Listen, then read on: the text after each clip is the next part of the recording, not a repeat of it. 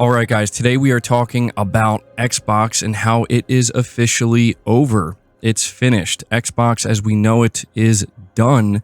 And going forward, we're going to be seeing a very different version of Xbox, one that we've never seen before. And I want to talk about how this is going to impact PlayStation. There has been a lot of conversation going on, a lot of speculation, a lot of people assuming that this is actually going to be a bad thing for PlayStation, but I actually think this is going to be a good thing for PlayStation, and I'm not really sure it's necessarily going to be much of a bad thing for Xbox players either.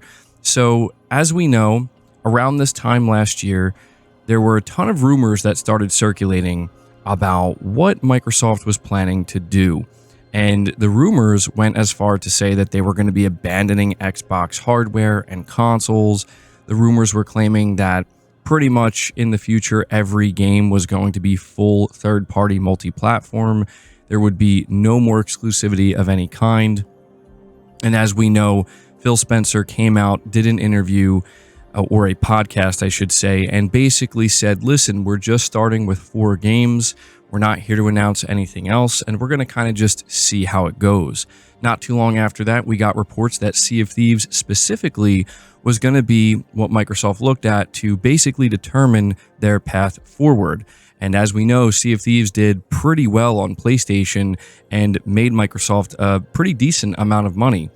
And so, flash forward to where we are now, and we are currently looking at not just something like Forza Horizon 5 being casually announced for the PlayStation 5, but now there are even rumors circulating that there is a Gears of War collection that's going to be announced this year.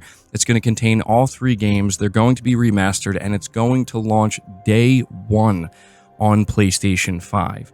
On top of that, apparently one of the next games that Microsoft is getting ready to announce coming to PlayStation 5 is Halo: The Master Chief Collection, and reports have claimed that the next official Halo game is going to launch day 1 on PlayStation 5.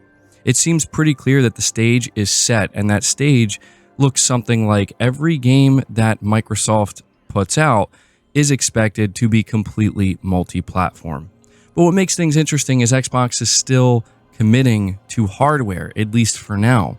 It's been reiterated multiple times by Microsoft that they're going to continue to produce Xbox consoles, and they're making it clear that it's going to be a very capable console. Recently, Phil Spencer said that he wants anybody who's going to buy their console to do it based off of the capability. They want their hardware to win based on capability and nothing else. That is a completely different stance when it comes to trying to sell the market on new console hardware than what we've ever seen before.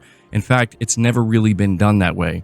The way it's always been done is we have very capable hardware, but more importantly, we have compelling exclusive software that is going to convince you, if you weren't convinced already, that you're going to want to make the investment into this console and into this ecosystem. This is what I mean when I say that we're seeing a very different version of Xbox that we've never seen before, and I'm not sure that we've actually really seen something like this in the console space on this scale.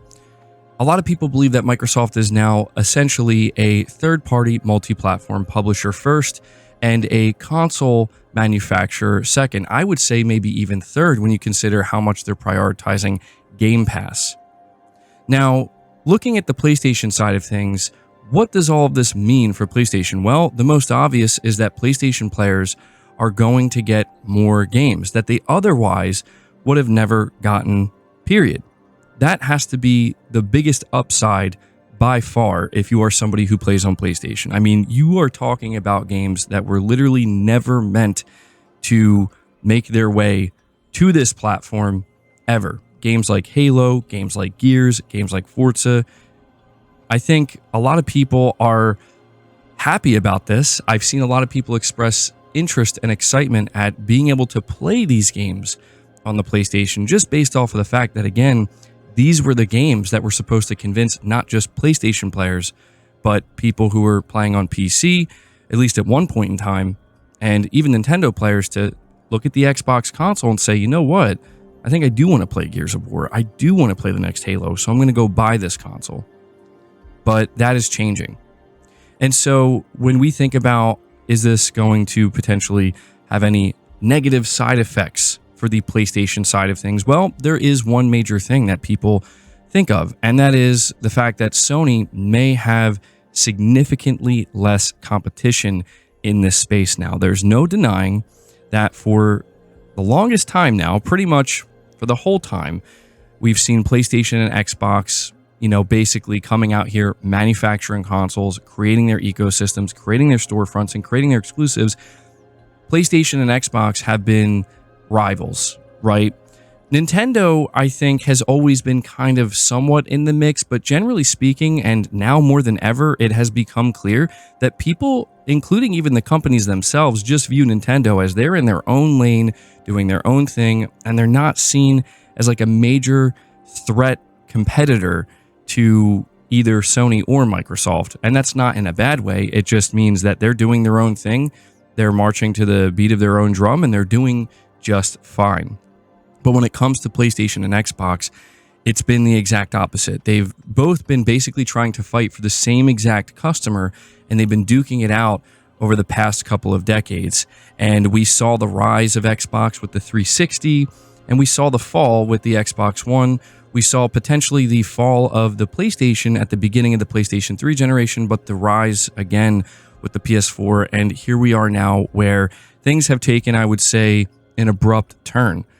And so the competition that we once expected, the kind of rivalry that has existed for this entire time, is seemingly going to be non-existent, because the reality that we're going to be looking at here is when Microsoft comes out and reveals their next generation Xbox console, they're going to be doing so while simultaneously saying, hey, all of these games that we maybe could have used to convince you to buy this console, we're actually going to be putting on both the PlayStation 5 and the Nintendo Switch 2.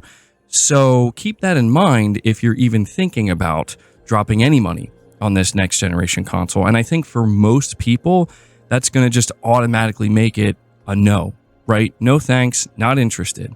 Meanwhile, you have the PlayStation 5 and eventually the PlayStation 6. Sony will be able to come out and say, hey, we have our first-party PlayStation Studio games. And yes, a lot of them probably are going to PC, but still, a lot of people do pick up the PlayStation console for these games, regardless of whether or not they're on PC. But they're also going to be able to say now, yeah, we're going to have Halo, we're going to have Gears, we're going to have Forza, and we're going to have probably in the future all upcoming Microsoft-developed games dropping day one on our console as well. So if you're somebody who's trying to make any type of decision, do I want to go with the Xbox or do I want to go with the PlayStation? I mean, it just got a lot easier, right? But then you throw the Switch 2 in there, and the Switch 2 is not only going to have Nintendo exclusives, now it's going to have Xbox games as well, and it's likely going to have many more third-party games compared to how many third-party games the Switch 1 has gotten up until this point.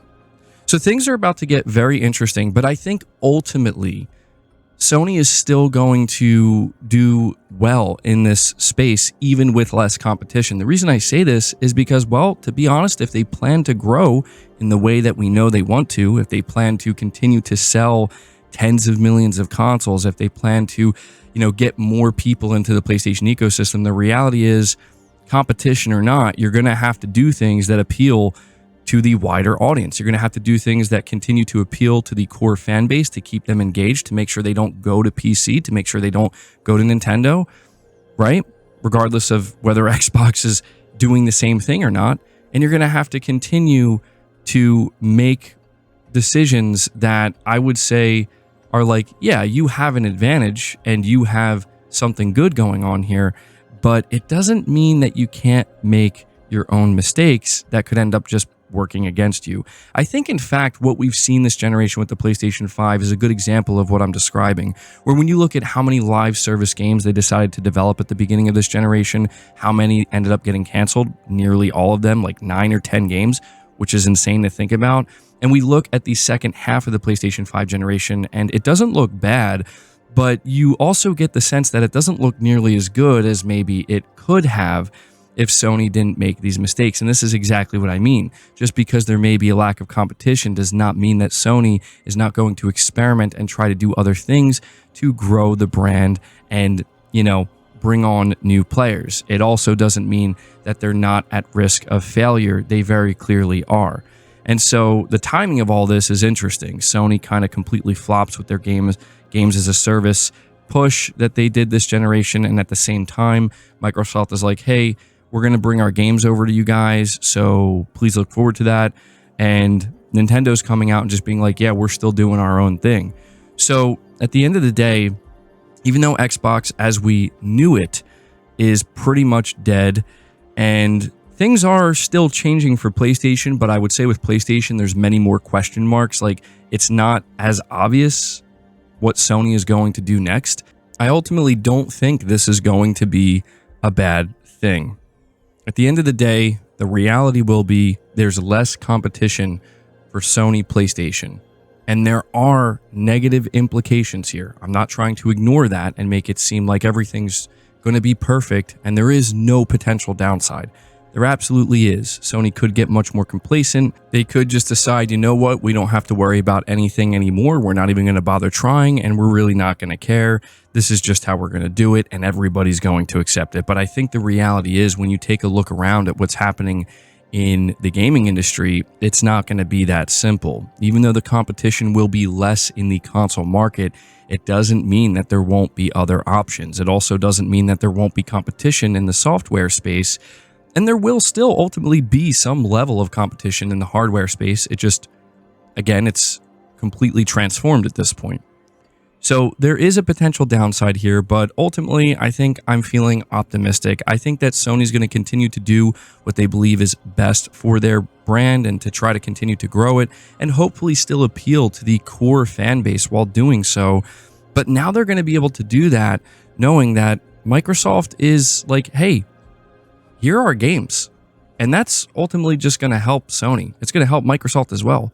That's kind of the interesting thing here, ultimately, is we are seeing what is essentially some kind of partnership between Sony and Microsoft that otherwise would have been just totally crazy to think about. So there you go. I just wanted to take a little bit of time to talk about this and give my opinion. I think that ultimately we have some exciting things ahead. At least that's my hope anyway. And I think it's going to be really interesting to see what else ends up being announced and revealed later this year. But guys, that does it for the video. If you enjoyed it, be sure to leave it a like, subscribe to the channel if you're new, hit the bell notification icon, and feel free to share the video out on top of all that. But until next time, guys, take care.